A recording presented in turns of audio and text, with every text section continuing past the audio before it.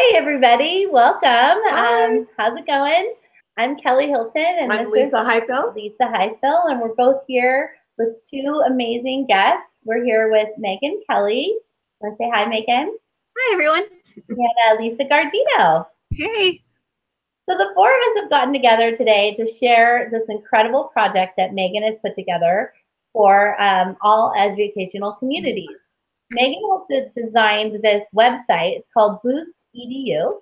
She's been in the classroom for the past 12 years teaching math and Avid and teaching all kinds of different computer and technology integration classes. And she really saw a need for how to help teachers evaluate their own digital lesson plans. And being that we are HyperDoc girls and HyperDoc creators, we love that she's giving us this next step. It's a place for us to take HyperDocs once you've designed them, and then go over to her website and really evaluate your own digital lesson plan and think about how to elevate the lesson. So Meagan, tell us a little bit about your project and how it came to be.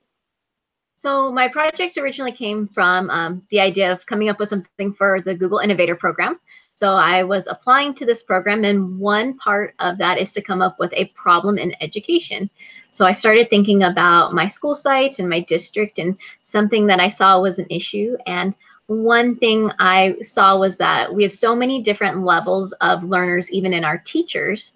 And how do we reach those needs of those teachers when it comes to incorporating technology, from the people that are just beginning to use technology in their classrooms all the way to the people that are the educators that are more advanced users. And then how can we personalize that to help them evaluate their lessons and then improve them based upon their level. So that's Boost EDU in a nutshell. Yeah, the name really says it all, right? Like, let's boost the education. So Yeah. can you tell everyone how to get to your website and what we can expect once we get there and kind of how to use it? Absolutely. So I'm going to screen share with you guys real quick. And can you guys see my screen? Don't see it. Perfect. So Boost EDU is at www.boostedu.org. And when you come here, you're going to see the main website. I'm just going to briefly show you guys the 4 steps to the Boost EDU process. And it starts with 1, finding an original resource. So the idea is that you are not starting from scratch. You're starting with something you've already created, which for our new users with educational technology is a great starting point because it makes it a lot less overwhelming. And then you complete a self-assessment on that lesson. And then you are going to create a boosted lesson. And then if you feel like you want some more feedback, you can actually come to our Google Plus or our Facebook community and get feedback from other educators on your boosted lesson to keep getting that feedback and improving that lesson that you have now kind of redesigned. So that's kind of the 4 steps, but I'm really going to share with you guys our self-assessment. And right now, the self-assessment is on SAMR, but over time, I'm really looking forward to developing this into other self-assessments as well. So 4Cs, possibly the ISTE standards and TPAC. But right now, I've got one on SAMR. So we're going to do the in-depth one because the in-depth self-assessment really focuses on a specific lesson, whereas the basic SAMR self-assessment is more looking at your classroom on a whole. So this self-assessment is all in Google Forms, and the great thing about this, and I might be just a little bit biased, but one thing that I think is kind of cool is that when you are done, you actually get an email with a response of your results in a Google Doc, which means you can go in and add in ideas and you can edit it, and you've got those results to look at a later date as well. So this is the self-assessment. And when you go here, there's just a few directions to go through. And the most important one is to find a lesson, a project, or a resource that you're already using in your classroom. That way you can assess it throughout this self-assessment. And so there's a little bit of background information in here. All this information is just used for you. So all of this gets loaded into that Google Doc that you will receive. And I'm not going to go in and fill this out, but you can kind of see it's just looking for background information. And then when you move on from there, the goal is to get you to start thinking about that lesson. So what was the title? What's the content area? what were your original objectives, because those could change over time. But it's good for us to think about what we wanted to occur in this lesson. And then what were the original student tasks? So what were they asked to do in this lesson that you might have already done in your classroom? So it's just starting to get you thinking about that lesson. Now, if you're not familiar with SAMR, there's kind of a point here where you can stop and look into SAMR, and you could watch a video or look at like a graphic organizer on what SAMR is.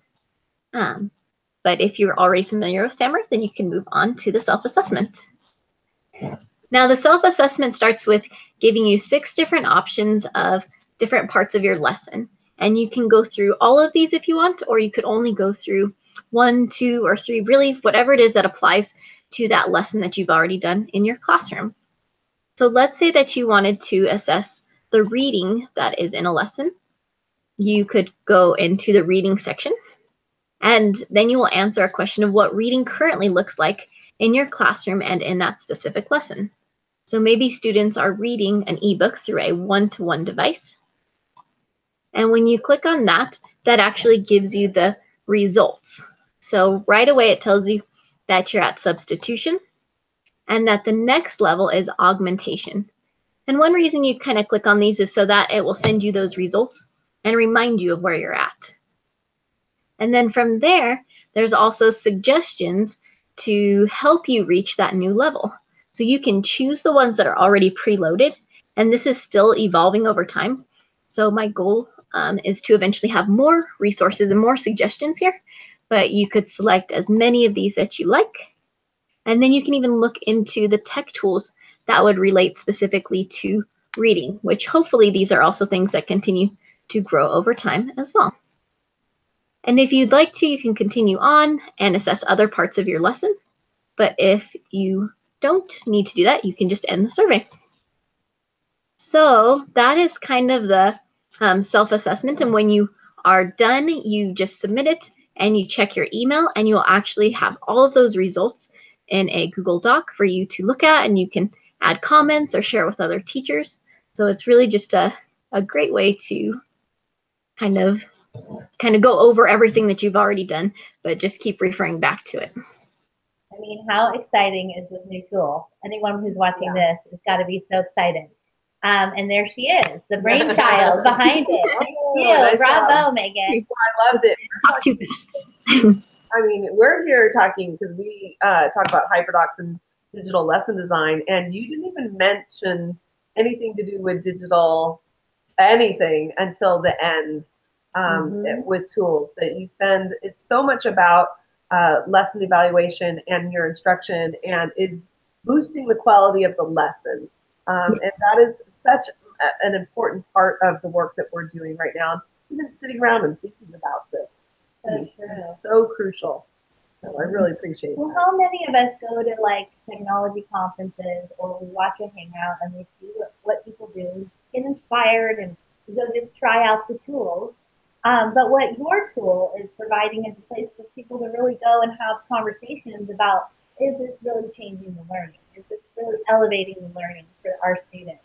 And providing suggestions. And I'm so excited to have Lisa Guardino with us here, because Lisa is a teacher in the classroom and an instructional technology coach, mainly for teaching English.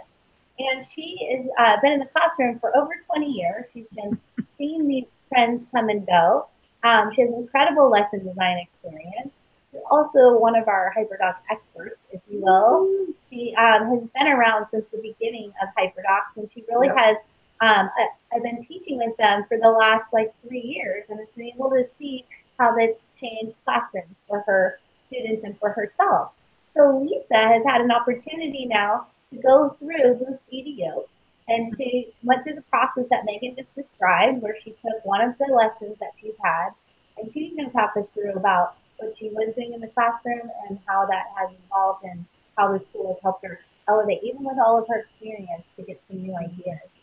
So happy to have you here, Lisa. Thank you. Yeah, so, we ask students to, give feedback to one another, or to take a second look at their essays or whatever, and we often don't give them concrete solutions. So I really appreciate the concrete solution that Meagan is providing for teachers, because that is going to help tremendously.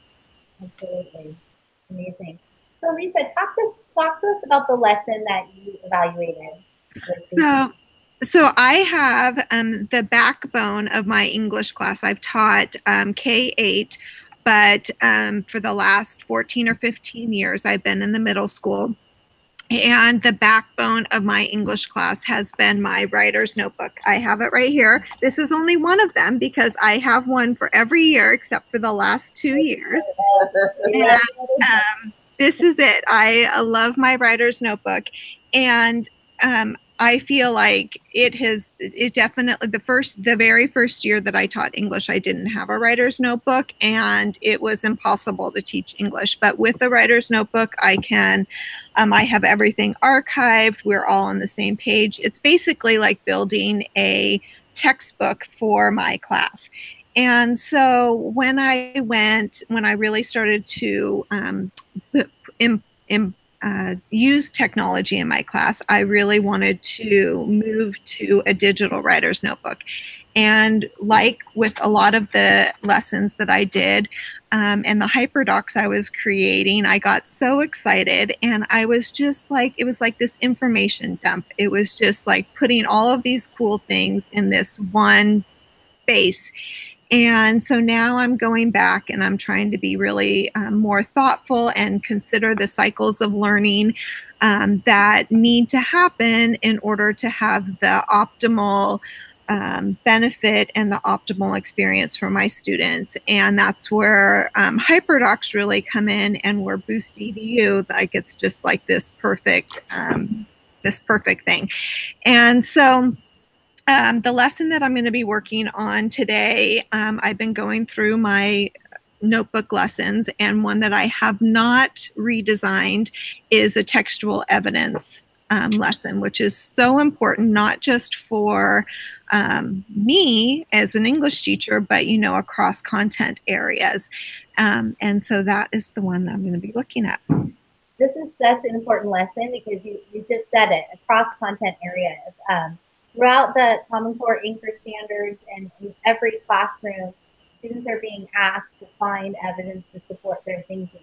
So what you've done is you're trying to take your writer's notebook lessons, you started to digitize them on this slide deck that we're taking a look at here. And then you took the slide deck and put it through the self-assessment that Meagan was talking about on BoostEDU, correct? Yes. So when you went through that self-assessment, what was one of the first areas that you highlighted for yourself and you evaluated this lesson with? So the first thing that I evaluated it on was the note-taking. So in the original lesson, and you'll see that it needs a lot of work, but the first thing is that I had students, which is an often mode for me, I'll have students take notes in the speaker notes, and or some sort of analog, or I'll create a text box or something. And so I had students, the note-taking process that I went through with on BoostEDU provided me with several potential outcomes. And what I was really interested in was the multimedia options, the Screencastify and the Explain Everything, because when students can really metacognitively think about why they're embedding evidence, that it's adding credibility, that how a specific piece of textual evidence has been embedded seamlessly with a particular sentence, and then just the practicality, the parenthetical citations, is it correct, is it not correct?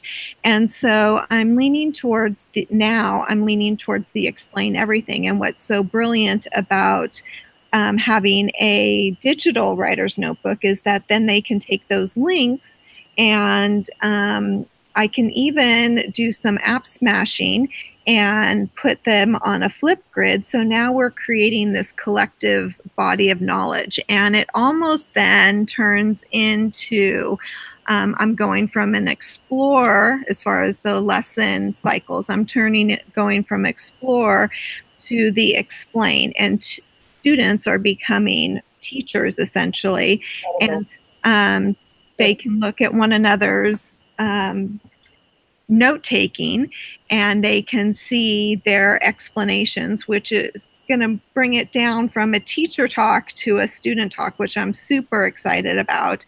And then all of this is archived and can be linked and accessed at any time, which I think I'm super excited about. So after you put your lesson and your thinking through Boost EDU, you got an email that looks like this. Yeah. Doc, correct? Exactly. It kind of has for your note-taking evaluation where you're at right now on that lesson. And then you have all this thinking space here. With tools, screencast by, explain everything. And what's really great is the suggestion area. I think Meagan was showing you could potentially click on those suggestions and they would auto-populate, or you can go in and add your own thinking after going through this process. Is that correct, Meagan? Yes. Yeah. Okay. So either way, you have, now that you've gone through this, all this talking and thinking that Lisa's doing with us today, she could do on her own, given that she has this Google Docs populated and from the website, and then how to take it to that next level. So that's just one of the first takeaways. Then you went ahead and you were thinking about, looks like, writing as well. Can you talk to us about what you were doing before for writing and what you're thinking about doing now that you've gone through this process? Yeah, so prior to this, they just did some analog writing where they were collaboratively, they had a piece of textual evidence, they had an excerpt, and they were just kind of sharing and collectively writing, which of course that piece of paper was just gone. And so after going through the lesson on the direct lesson on how to actually integrate and embed quotes, I think now the suggestion from BoostEDU was to incorporate a Padlet, which I really liked.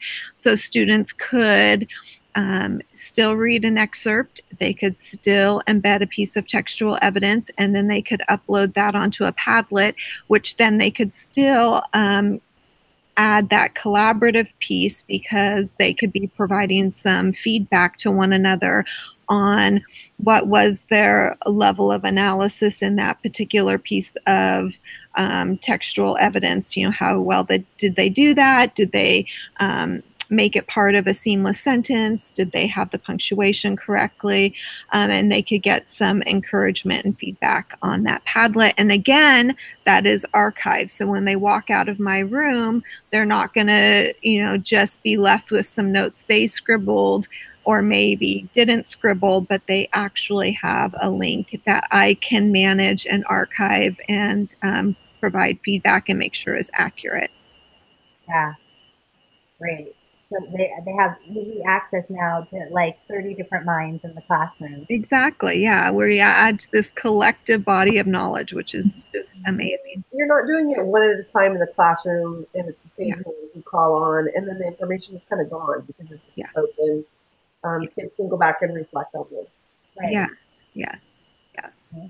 It makes me, and what was really nice, which I didn't say in about the first piece, but with the note taking, I'm even able, from that flip grid response, I'm even able to see, okay, how well did they get those particular pieces and how much energy do I need to teach, you know? And so on the fly, I can emphasize or de-emphasize that direct instruction and tailor it. I mean, I would still provide all of that just in case in my slide deck, but the amount of time that I actually spend, or I would know who to go to in a small group. Typically with my writer's notebooks, there's a lot of station time or small group time. So this really allows me to personalize instruction much more. So I really appreciated that. I love that, you know, because it gives you, when you let them explore and share what they know through that, it's that first formative assessment that can really guide that instruction, like you said, into the piece of your cycle of learning. And it's crucial because you can decide how you're going to maybe differentiate that instruction. And think of the time you're saving in class by not just, you know, flat lecturing to everybody, but maybe it's just a certain group that wasn't getting it, or maybe you do need to explain it to everyone. They're missing the point. But what a powerful way to fill that in instead of going to that first. Yeah. So, I mean, just the dynamic, I mean, the change of how dynamic the lesson is and how many feedback points there are already has changed, you know, and I've only worked on this for, 40 minutes, possibly, if that. So. Thing that tech is leveraging, the positive learning, the change in learning. And Meagan, that's why we love the title of your site, the Boost. It is definitely you use technology when it boosts the learning and the opportunities for student achievement in your classroom. Right. That is such a key part, not just to put it in there and say I'm innovative now. Right. Well, and even just that these first two examples that you shared, that explain everything into the Flipgrid and the Padlet. I'm just thinking about how much time I've spent in the classroom walking around and listening to students, but then you just forget. I mean, there's 30 kids in the classroom and you're running around and you think so-and-so has it, but was I talking to that kid or was I talking to that kid?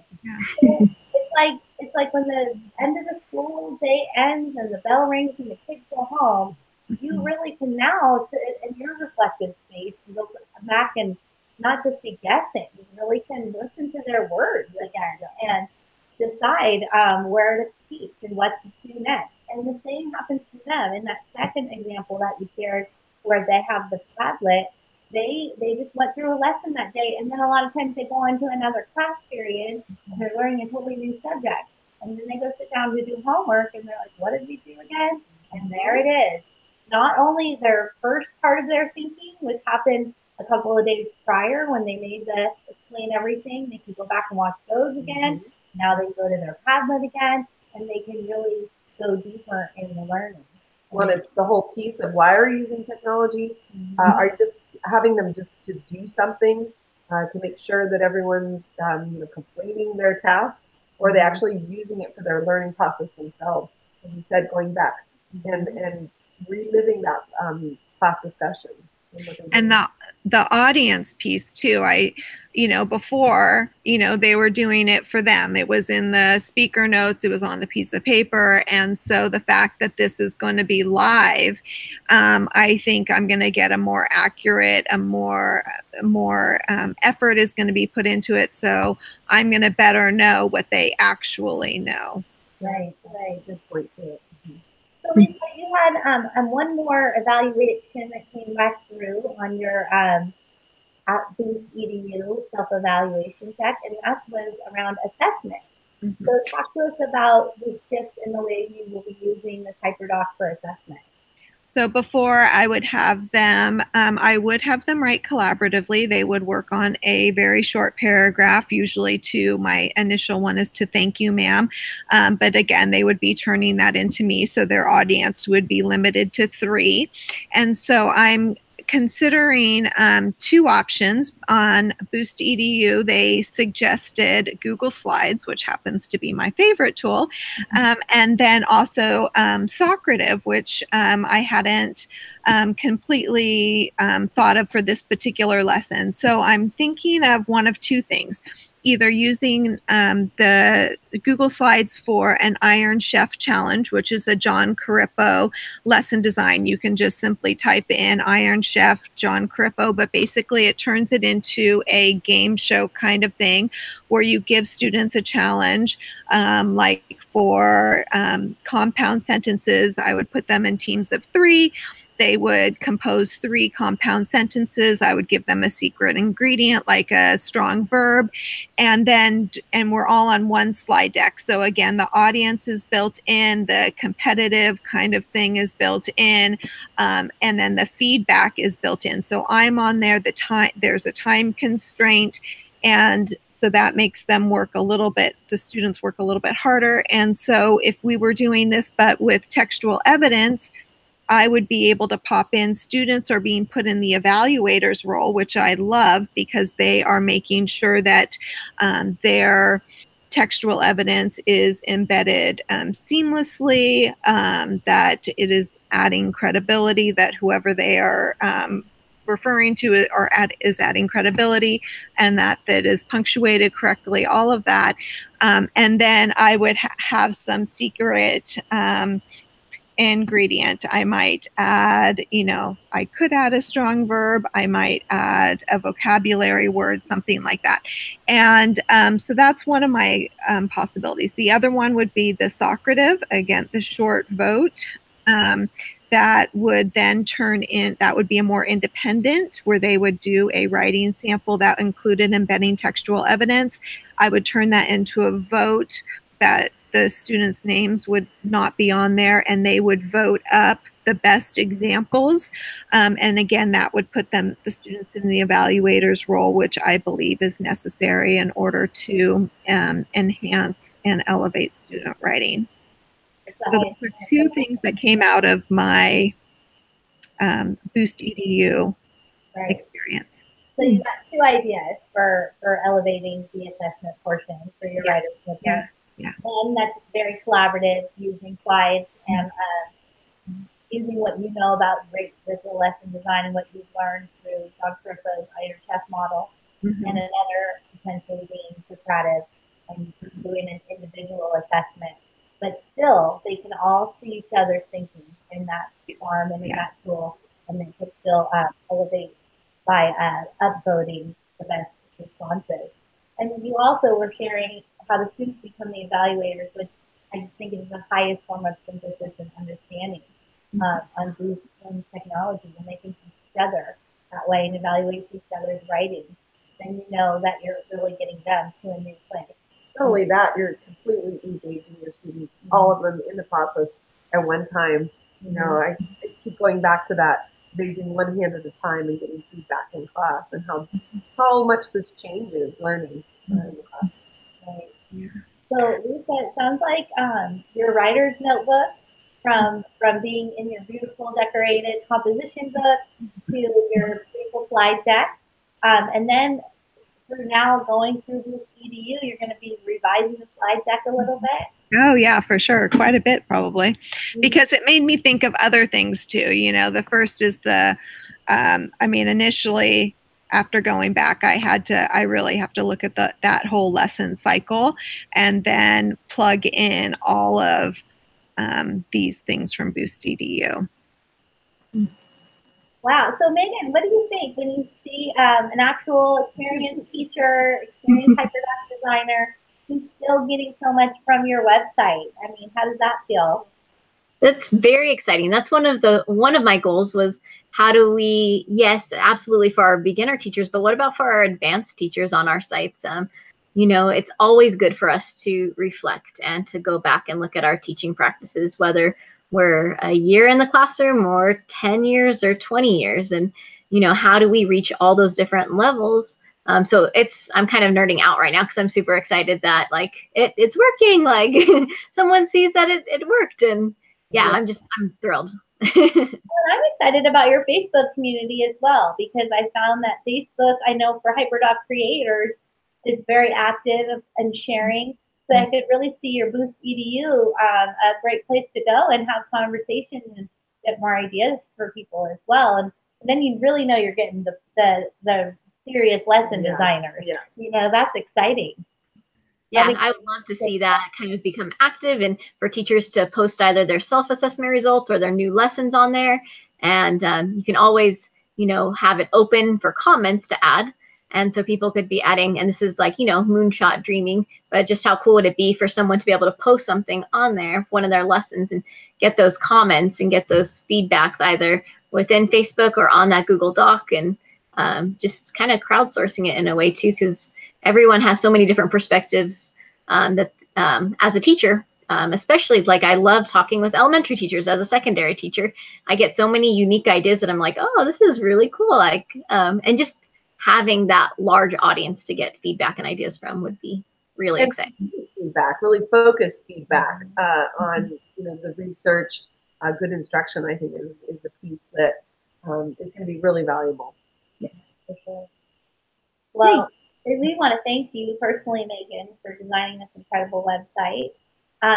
We want to encourage your users to, once they've gone through this process too, and add a little like plug to Teachers Give Teachers. That's the whole point of Teachers Give Teachers as well.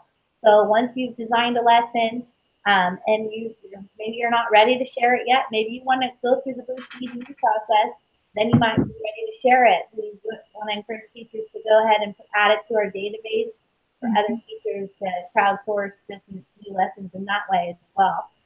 Meagan, tell us where you're planning on going now that this is launched, and maybe what we can expect from Boost EDU in the weeks to come.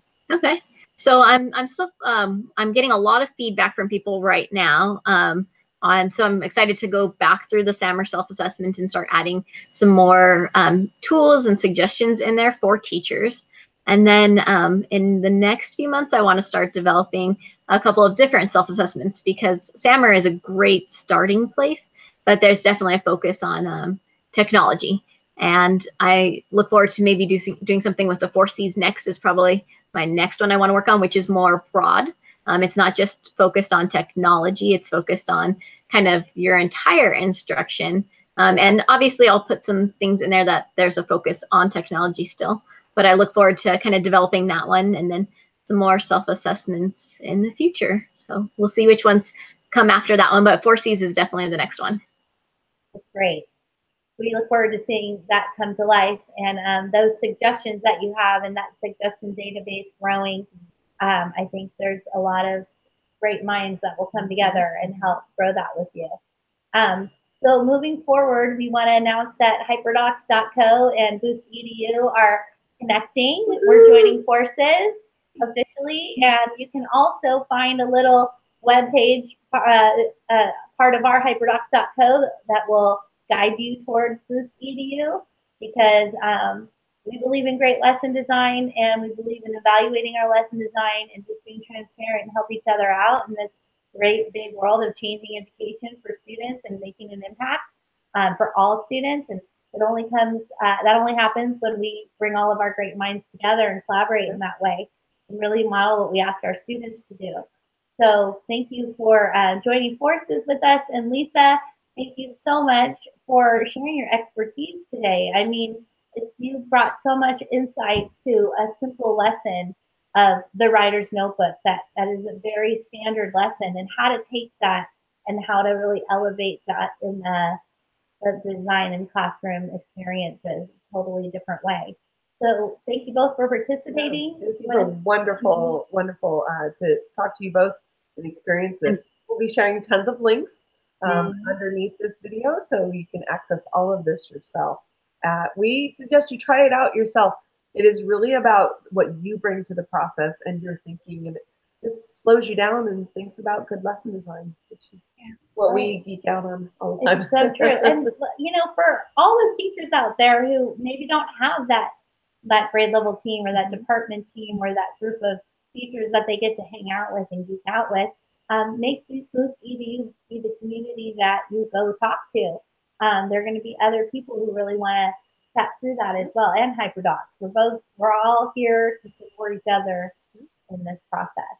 So thank you both for joining us. Thank you. And we hope to see you online.